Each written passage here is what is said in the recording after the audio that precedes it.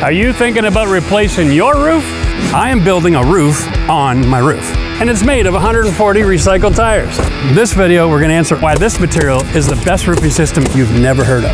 Before you spend tens of thousands of dollars, there's a few things as a homeowner you need to know. But that's actually not heavy. I'm walking you through the entire process, from choosing the right roofing system to ventilation, skylight installation, and the most important part, how to choose the right roofing crew for your job.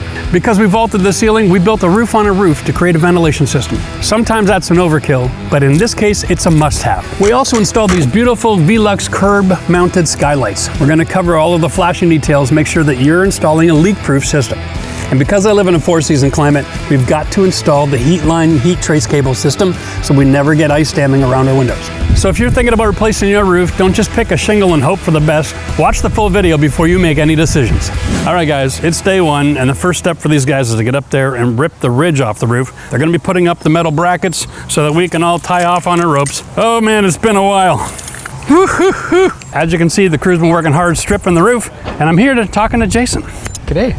From Kovar Roofing. In case you're in the Ottawa area, you can check him out. How long have you been doing this? Almost 20 years. 20 years. Yeah, all right, so you've seen a few things. A few, yeah. So let's just go over this real quick so the folks at home, they get an idea of the process, the pitfalls, the dangers, what to look for, what not to look for. We're doing the stripping right now. They're unloading all the new materials. Yeah, so this one's a little bit different than typical. Because a traditional roof install for folks who are getting a traditional roof would be peel, underlayment, yeah, starter courses, drip edges, all these things. Of course, patch anything you see. Like oftentimes you'll see repairs needed down at the eaves if there was ice damming, around vents and stacks. If there's any rotten wood, we got to replace it. I'm going to bother you a few more times as we go along through the roof. You can explain some of the details, and then we'll just let you guys get to work. All right, so let me just go over real quick about our purchase decision, because instead of going 3-tab shingle, we vaulted the ceiling, spray foamed the whole house, and I was convinced I was going to have to go with metal. That's pretty much the standard, right? The problem with metal is it's incredibly noisy. We found this Euroshield product, which is basically recycled tires turned into rubber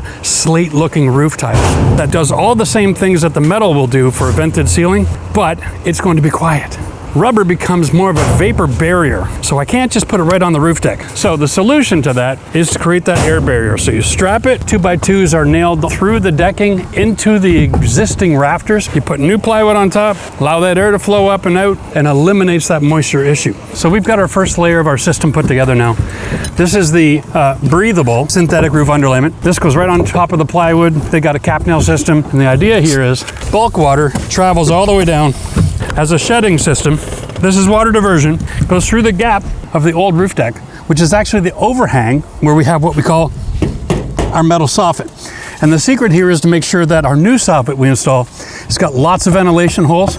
So we have all that air coming up, gonna get trapped underneath the new piece of plywood in this 1.5-inch airspace. Any moisture that's traveling through the house trying to dry to the outside finds the outside right here in this airspace.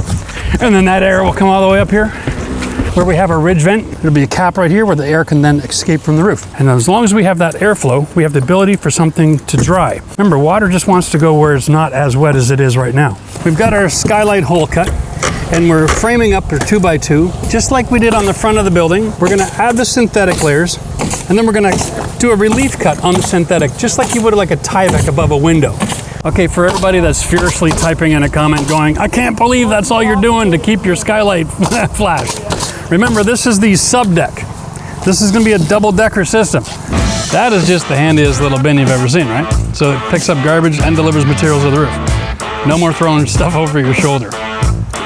Now that we got all of our plywood on, we're nailed in every 2 feet on center, and they're using the H-clips in between the nailing locations. That just keeps plywood from deflecting. This is the ice and water shield. Really got a grippy top on it. It's better than the asphalt type. It's gonna go with 2 rows of this. And the idea here is our overhang, we're only heating from here on. So if we only go with 1 layer, then this is where we're gonna start having a problem with heat loss and ice melting, right? And then it'll dam up here. It'll make it through these gaps. That's a problem. So 2 layers is optimal. So then this gap membrane goes on top of the rest. So you really are getting a waterproofing layer as well. Yep. So it's diversion on top, it's waterproofing underneath. People need to understand the way you keep your house from having ice is not just lots of insulation. You want the insulation to stop whatever heat, as much heat as possible from escaping from the house into that attic space. But whatever heat does escape, and some will, you want to evacuate that as best you can. Right, so what I wanted to make sure was when people are out there watching this video and they have a normal roof, which means that they've got an attic space, they've got air going into that attic space through the soffit, and they've got an exit.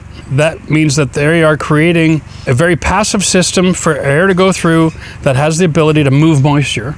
All they got to do when they're doing a new roof is ice and water shield, because they're 4-season climate. Yeah. Membrane. Yes, sir. And then starter row. You don't have to do the roof deck on top of a roof deck because they've already got your There's attic zero space. benefit. Right. There's no need to even have that conversation. Don't force your roofer to do this if you don't need to. Only if you've got spray foam up against that roof deck. Right. Jason, so let's introduce the product. Euroshield, recycled tire. 70% recycled tires. Comes with one tile with 5 individual imitation slate. It's rubber. It doesn't degrade. So 5-10 years from now, if you have to come on a roof for any reason, or put in a skylight or something at a later date, you're not walking on the granules that are falling off the roof. You've got a tongue and a groove. So you line it up first on whatever row you're on. Let's say we're on row 2. Okay. You'd line her up with row 2. There we go. And then the tongue meets the groove. You smack it in. It's nice and tight. Now this is locked in, and then you nail it. So unlike a traditional shingle where it's laid over top and it's adhesive underneath that's holding it together, wind can get there, sun can beat on it, it can curl. Yeah, as soon as that sealant breaks down, then you've just got a bunch of flaps. Right. In this roof, there's zero room for wind to get under that. That's right. And even your starting strip, you were nailed within 1.5 inches of the front edge. Yeah, even driving rain can't get in. How does this perform for folks in the south, like intense heat? It's 120 degrees, Texas, clear sky, what happens? Because it's recycled rubber tires, it's not a bituminous product. It's not going to break down and start oozing and melting away. Right. It can withstand extreme temperatures. Okay, so like a traditional roof shingle, the hotter, the shorter the lifespan, which is why in the south a lot of times they'll go to those clay tiles. Yeah. So this is going to solve a Texas hailstorm and withstand the Texas heat. Absolutely. And up here in Ottawa, it's also going to handle the freezing temperatures incredibly well because it's such a stable situation with the tongue and groove. All right, guys, it's day 2, and we have got everything basically done on the main roof, and we're ready for our metal work. On the traditional roof, we have what's called the drip edge. This sits on the roof, and this is a bit of an overhang. And so then your fascia, which is another piece of metal, can slide up and behind it, and then all the water drips off and is diverted away from the building into your eaves trough. This is to protect, so there's a separation layer between the roof decking and the building and the fascia. Anything that's wood is separated from anywhere where water is going with this metal edging. The hot roof, we have this. Now this is also a drip edge, but look at the extensive depth. So this is on top of the roof, and this drops down past the roof-on-roof air venting space that we created. And then we have the drip edge here. The fascia flashing, the metal, that would then come up underneath, okay? And that's how we're gonna cover anything that's wood on the big roof. Now, because our roofing system is an integrated rubber, this is our F flashing. This goes on the side, the gable ends of the house, and the roofing will come integrated in behind this, and that'll be our anti-lift system. And then this is now the fascia as well. And then our metal will go underneath that. The way that this roof integrates with this F channel, this simulates water getting in behind the roof, and it stays in that F channel. These guys, they put their drip edge along the front and then overlaid it with this F flashing after. It'll channel it and empty right out underneath the last shingle and away from the building. This is a wall flashing. This is for the side of the garage. So after they put the roof on with the step flashing, they'll set this on top and then nail that in, and then the new siding will be integrated into this area. All of this is actually black, but it comes with this wonderful surface protection, okay? All of this is customized. It's made to order. Remember, the stuff that's on the shelf at the box store, it is for only regular roofing. And if there's any variations, you're in trouble. And if you have to buy it and ship it and bring it to the job site, it usually gets all scratched up. So consider going somewhere where you can get custom flashing with protection. So after seeing something like this, like we've got obvious water damage here, guys. Let's try to just walk through the building science here of this house. There was no house wrap before, right?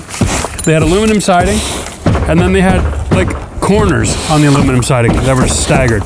And that siding would have finished right about here. This is the metal work.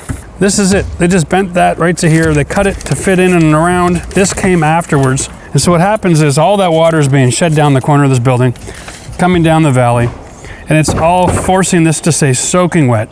Even with the ice and water shield and even with the shingles, it's just too wet, too long, too many times. And when wood gets wet, what happens? Yeah, the bugs come, right? And so then they start to eat, and you'll get carpenter ants or you'll get something else working and living in this wood up in the attic space. And sooner or later, someone is just gonna poke right through. So what we gotta do now is finish peeling all this off, cut out the rot, go back to something structural, get a couple of H-clips in here, reinstate this new plywood, and then we'll be good to go. I just wanted to highlight the installation process here. We're using a GAF membrane, waterproofing the joint, roof to wall. And then we've got step flashing. This is custom cut because the size of the shingle is so much bigger than a traditional architectural. So you're step flashing with a sealant. Yeah. Okay, I see it. So you're taking the potential water channel and you're squeezing it in. Even if it did run back, obviously, because we have all the step flashing. The step flashing protects it. So you're creating resistance to force it back onto the roof. Yeah. All of this gets covered up later. There we go. Tongue and groove. If that isn't overkill, I love it. Watertight. It should be watertight. Here are our brand new VELUX skylights. We're gonna be installing 2 of these on our roof with a curb mounted system, and Jason's gonna show us how it's done. We first dry fit to make sure that it's gonna cover our exposure. We applied a sealant so that the bottom of the flashing is adhered to the shingle below. Okay. We press that into place. I would just secure it. So this is the flashing kit that comes with the window. Yeah. You use this to determine this curb. Yep, that's right. Nice, okay. So here we installed a 2x6 because you need that much extra snow and ice buildup to build up before you could actually breach this point. Sure. Obviously underneath the skylight, there's a rubber gasket. Yep. And that sits right up against this curb. Okay. Here your step, always pin the top because it's going to be covered by the next step. Yep. And there's our step. So real quick, we've got all these different layers. At the end of the day, as long as your roof is shingled properly, then any kind of moisture or rain that hits it is going to act like this. Goes down over the one membrane, hits the flashing, goes left and right, goes over and over and over, all the way off the roof. Perfect every time. So while these guys are finishing off, I want to deal with my skylights. I want to get rid of the crossbar, which isn't necessary anymore. I've got extra framing built up. I'm going to clean it all up, clean it all back. And here is our rafters. We've got this framed out structural steel, structural screws. This is the original roof decking. And then we've got our 2x2s that were put on top of that to create our airspace. And then we have another layer of decking, okay? So this is our roof on a roof. And now this 2x6 here is now the curb that's been built up.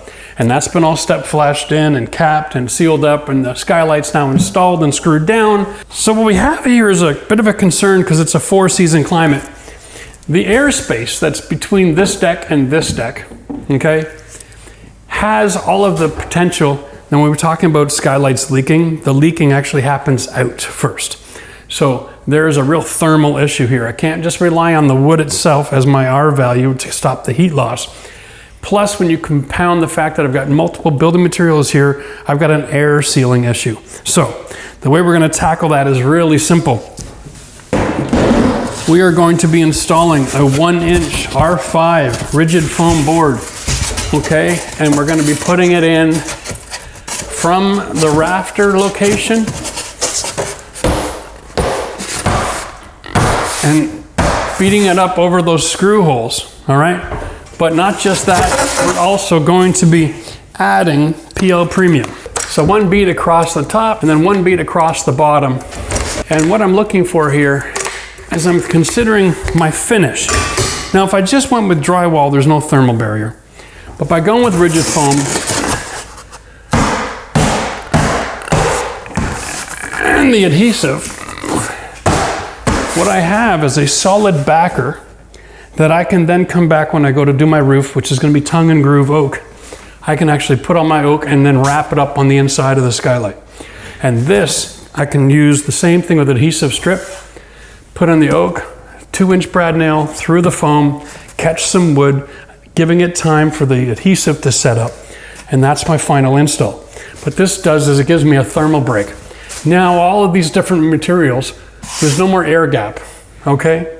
And I can get a perfect thermal break all around this window unit, so I'm not getting tons of heat loss except through the glass. And that's okay, because on the outside of the building, anything above this curb is going to be treated with a heat trace cable, all right? And that'll keep ice from staying there and make sure there's always a path for that melting snow and ice to get all the way down to the gutter and down to the ground. That's what it looks like finished. Morning guys, it is day 3. So we're doing a ridge vent installation. And there's multiple styles out there. There's like complete metal housings, Yep. right? But in this case, because we're using an actual slate looking cap, all we've got here is we've got the original deck, and this is that breathable membrane that's covering over the ridge. That's right. So any condensation that builds up in between there will fall onto that and then run all the way down. Run all the way down. We've got our nice airspace. So this comes off the roll. So you've got a build-up area for the nailing surface, and then you create this peak, and then it has a membrane attached. So this is wind-driven rain that can get up through the flutes, gets to this membrane, and then this membrane redirects that water back down onto the roof. Through the straw-like flutes. So these are our caps, and then so you're just putting that on, covering over to that point. So we've taken care of the wind, we've taken care of the rain, we've taken care of sideways rain. We've got hail protection because it's rubber. Highest impact rating We possible. even have high winds in the way of like hurricane force winds and tornado coverage because so we have the same air pressure underneath the roof as above the roof. Yep. That's insane. Yep. Just need to make sure the whole roof doesn't come off all as one. Yeah. If that happens, it's not our fault. No. Nothing we've done. Okay. All right, here we are on day 4 of the project. And today they're stripping out all the old soffit and fascia. And then they're going to be installing 100% open soffit. Remember, that is to supply air to our roof on a roof so that we can ventilate. And so they were installing all of that with a staple gun, which is brilliant. They're using just a J channel screwed to the wall, slide the soffit into it, staple, staple, staple, staple. And then they brought the fascia custom bent on site all the way back this way, overlapping, so that the overlap joints, when you look down, you don't see them, because this is really the only part of the backyard where you're gonna have a line of sight. If you do it the other way, then every joint is open to your eyeballs and it's kind of ugly. Now, they just finished capping the first end. They're doing what's called a pork chop technique, bringing that soffit down, wrapping it to the bottom, and then capping the whole outside, and then putting the fascia on. Everything is designed so it's cascading, it's all shingle effect everywhere you go. Because they're doing the custom bending, they can get a higher gauge metal. They can bend over all the ends on both sides, get a much more rigid product. Now when it comes to soffit, it's important. What we're doing here is decorating the house with animal control so that the animals don't have a place to live, right? Because great big air space here and they would love to nest in there. Now we have 2 choices. We got a closed soffit, which is just solid metal with the same profile, same detail, or we have open soffit, which is, it goes through a process where they're punching out these gaps so that we can get airflow. So there's open and then there's closed. And then when they're in the open family with different levels of airflow in our roof, because we just need to have some airflow over every single channel, the 35% vented is more than enough. In case there's any confusion about what a 100% vented at 35% means. We're going to talk about the third major component of this roofing system, which is the heat trace cable. So explain to me a little bit in layman's terms if you can. Yeah, I'll keep it as simple as possible. This is not like a floor heating system. No, so this is the Paladin system by Heatline. So where this is going to differ from what you get at a box store is that these are self-regulating cables. So in weather like we have today, the cable will be virtually off. But if you grab a mitt full of ice and wrap that around one part of the cable, that section of cable will warm up enough to melt the ice, but it won't warm up the entire cable. What we want to do here is create a constant melt path right down to ground level. So what we've done here is we've gone up the downspout, across the gutter, and then across the top of the gutter guard, and then we've created melt loops up on the sides and in front of the skylight where you get your heat loss. It's going to thaw and then it'll refreeze roughly 8 inches to a foot below the skylight. When that happens, it starts to create an ice dam. Yeah. So with these de-icing cables, we've looped it up and down to the skylight to create constant melt paths for the water to evacuate the roof and not get caught up in an ice dam. So when I'm looking at your gutter with the gutter guard, I'm like trying to figure out how are you installing this, because I'm used to something like this, Yeah. right? It Which hooks in. goes in behind the gutter, because the profile, it has a return on it. And then it clips down. You're driving this into your fascia, Yeah. and that carries that weight. That makes sense to me. So you do the same thing. You're going to go in behind, Yep. catch that edge, Yep. and you're going to press that in there nice and firm. Yep. And then with a set of crimpers, pinch it. Right, so now you're crimping this together. Yeah. And then when you put it up there, you're mounting with the screw with the gasket again. Yeah. And how many screws are you using? Basically every 12 or 16 inches. Wow, and so you're not putting any penetration where water can follow. Right, and now you're going to eliminate that weight that happens on the back of the gutter. Where Right. sometimes water drips can find their way between the gutter and the fascia because it's a continuous clamp all the way across the back. This is great. And so you run this off the back of your truck through the machine. You get it exact to size. There's no joints. But That's actually not heavy. Let's say you got family on the other side of the country. They want to hire a roofer. What do you give them for advice for to help steer them in the right direction?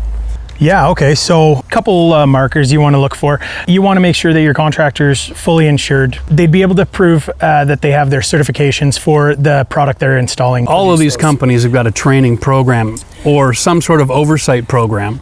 The better companies will have their men trained on specific products, and that is so that Okay. those companies can provide the top tier warranties to their clients. Right.